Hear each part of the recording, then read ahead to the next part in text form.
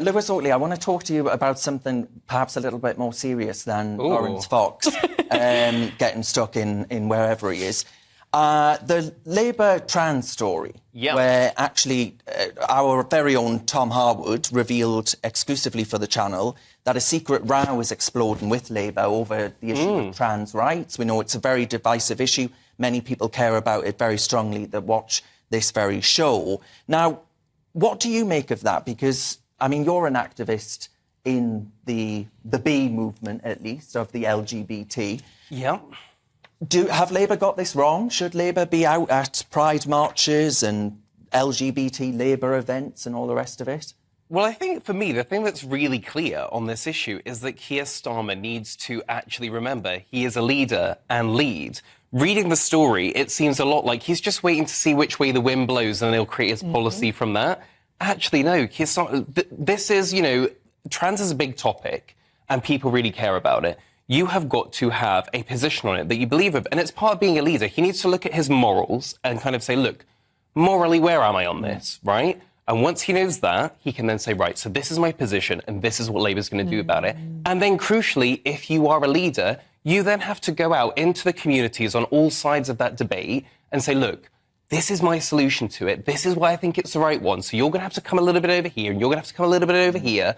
And this is what we're going to do. He needs to sell it. But right now, it seems to be the policy is, we'll wait till we're in government, see which way the wind's blowing, and then we'll decide. Well, which is not good for anyone. I mean, in my view, the man has got so many splinters on his bottom from sitting on the fence. You know, he needs to be immense pain. It must be immeasurable. Anna McGovern, though, this issue has got the Prime Minister talking this week. He gave an interview earlier this week to Conservative Home, in which he said he disagrees with Sir Keir Starmer that 99.9% of women don't have a penis. Now, I mean, this issue, as we say, it's driving Labour mad. It's the Prime Minister's commenting on it. Where are you at? I mean, I think that the next general election is going to be dominated by this culture war. And I think it's quite clear what Keir Starmer thinks. He can't define what a woman is. Adult human female. That is what a woman is. And I think he is staying on the fence because he's waiting to see where the wind blows. He wants to say what is the most important, what's going to attract the electorate, what's going to get him into number 10. Because I actually think that when they do get into number 10, they will push this agenda even further. But he's not going to say that publicly right now because he wants to attract what's going to get him into number 10, what's going to get him into power. So I think he's going to continue to stay quite reserved on this issue. It's not about his morals or values. He just wants to get in power. Laurence Fox, we're going to set a fox among the hounds here.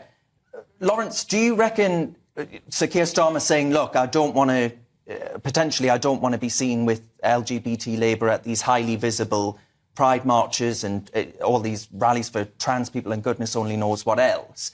Do you reckon this is clever politics? No, I think it's dreadful politics. I agree with Anna that I think the more these cultural issues come to light, the more they're actually going to be election winners or losers. You do not want a leader of anything who cannot define what a woman is.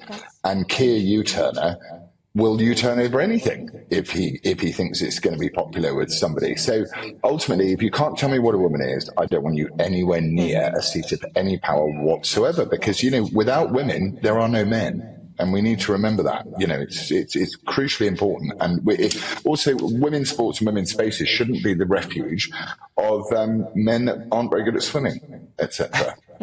Yeah, I mean, Lewis, that point there, I mean, is it proven that he's not ready for power, Sir Keir Starmer?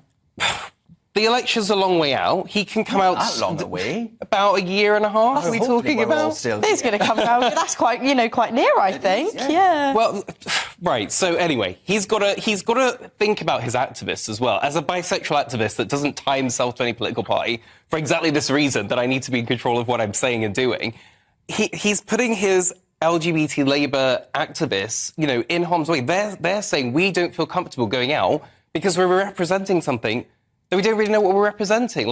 So he does need to have a think about this and actually show some respect to the LGBT people that are putting in time and energy to kind of make a position for Labour. But Lewis, do they show respect though? Because at these marches, they all wear "Never Kissed a Tory" T-shirts, and I mean, 14 million people in 2019 voted for the Conservative Party.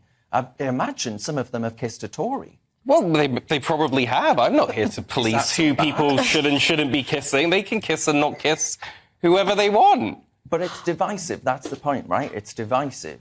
Well, it's a very divisive landscape at the moment. That is I was going to say with unarguable. I was just going to say with Keir Starmer, the fact that he can't define what a woman is, I do not trust him in power to protect women's only spaces. You know, toilets, for example, men can identify as women and then use those spaces. Or women, you know, women's only sports, for example. I don't trust that he will protect that. I think that him being in power is going to put so many women in danger, and I don't want to see him anywhere near number 10.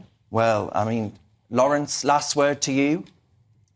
I'd say that the LGB need to transition away from the TBQI plus blah blah blah, because we as I've said before on this show, which is my show, which is strange, that lesbian and gay and bisexual, I think even we've had a conversation about this. These are hardware issues. The transsexual and all the rest are software issues, and as is proving ever the case, they're mental health issues.